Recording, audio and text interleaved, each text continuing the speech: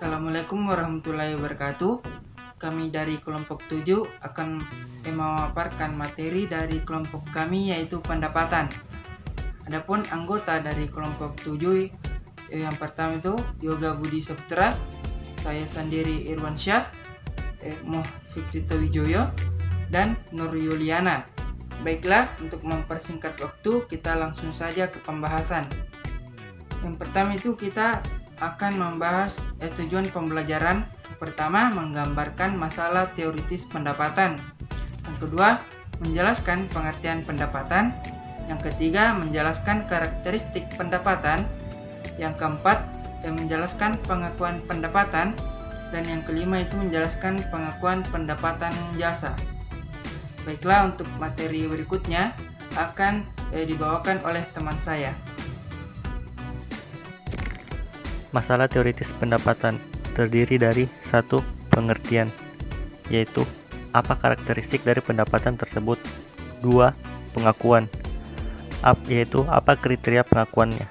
3, saat pengakuan, yaitu kapan diakui pendapatan tersebut.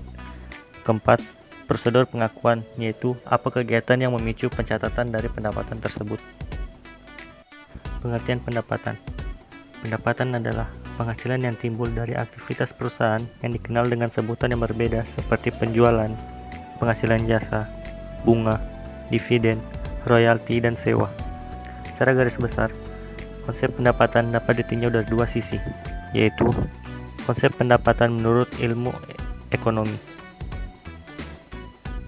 yaitu pendapatan merupakan nilai maksimum yang dapat dikonsumsi oleh seseorang dalam seminggu dengan mengharapkan keadaan yang sama pada akhir periode seperti keadaan semula. Pengertian tersebut menitik beratkan pada pola kuantitatif pengeluaran terhadap konsumsi selama satu periode. Secara garis besar, pendapatan adalah jumlah harta kekayaan awal periode ditambah keseluruhan hasil yang diperoleh selama satu periode, bukan hanya yang dikonsumsi.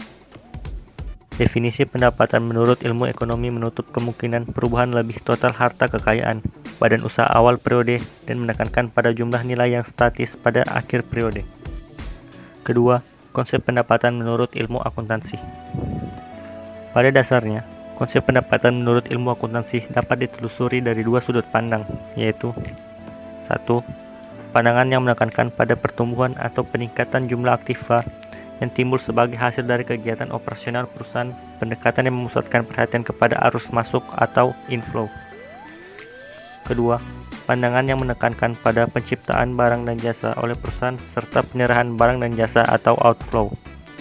Dalam PSAK nomor 23 paragraf 6 Ikatan Akuntan Indonesia menyatakan bahwa pendapatan adalah arus kas masuk bruto dari manfaat ekonomi yang timbul dari aktivitas normal perusahaan selama satu periode bila arus masuk itu mengakibatkan kenaikan ekuitas yang tidak berasal dari kontribusi penanaman modal. Karakteristik pendapatan sendiri terdiri dari yang pertama yaitu aliran masuk aset, yang kedua operasi utama atau sentral, yang ketiga penurunan kewajiban, yang keempat entitas, yang kelima produk perusahaan, yang keenam pertukaran produk, yang ketujuh berbagai nama, dan yang kedelapan kenaikan ekuitas. Pendapatan baru akan diakui setelah suatu produk selesai diproduksi dan penjualan benar-benar telah terjadi yang ditandai dengan penyerahan barang.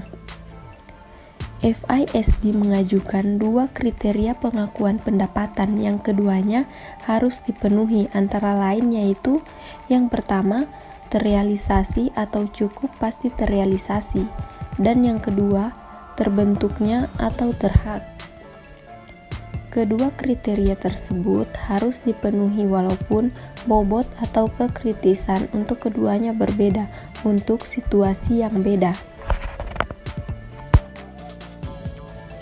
Selanjutnya, kapan pendapatan dapat diakui? Yang pertama, pada saat kontrak penjualan. Ini dapat terjadi ketika perusahaan telah menandatangani kontrak penjualan dan bahkan sudah menerima kas untuk seluruh nilai kontrak, tapi perusahaan belum mulai memproduksi barang. Yang kedua, selama proses produksi secara bertahap. Dalam industri tertentu, Pembuatan produk memerlukan waktu yang cukup lama. Pengakuan pendapatan ini dapat dilakukan secara bertahap atau per periode akuntansi, sejalan dengan kemajuan proses produksi atau sekaligus pada saat proyek selesai dan dikerjakan. Yang ketiga, pada saat produksi selesai. Jika sudah ada kontrak penjualan sebelumnya, tidak menjadi masalah dengan pengakuan pada saat produk selesai, karena pendapatan sudah terrealisasi dan pada saat produk selesai, pendapatan secara substansial sudah terbentuk. Yang keempat, pada saat penjualan. Pengakuan ini merupakan dasar yang paling umum karena pada saat penjualan kriteria penghimpunan dan terrealisasi sudah terpenuhi. Yang kelima, pada saat kas terkumpul. Pengakuan pendapatan pada saat kas terkumpul sebenarnya merupakan pengakuan pendapatan berdasarkan asas kas di mana ini banyak digunakan untuk transaksi penjualan yang barang atau jasanya telah diserahkan tetapi kasnya baru akan diterima secara berkala. Selanjutnya, saat pengakuan penjualan jasa. Sejalan dengan pengakuan pendapatan pada perusahaan perdagangan atau manufaktur. Pedoman umum, yang pertama saat jasa telah dilaksanakan atau dikonsumsi. Yang kedua, selama proses pelaksanaan secara bertahap. Yang keempat, saat pelaksanaan jasa selesai sepenuhnya. Baiklah, berikutnya prosedur pengakuan pendapatan. Pada kebijakan akuntansi perusahaan yang menetapkan kapan saja penjualan dianggap secara teknis telah terjadi sehingga memicu pencatatan dalam jumlah rupiah penjualan tersebut. Baiklah, itulah tadi pemaparan dari kelompok kami. Lebih dan kurangnya mohon dimaafkan. Assalamualaikum warahmatullahi wabarakatuh.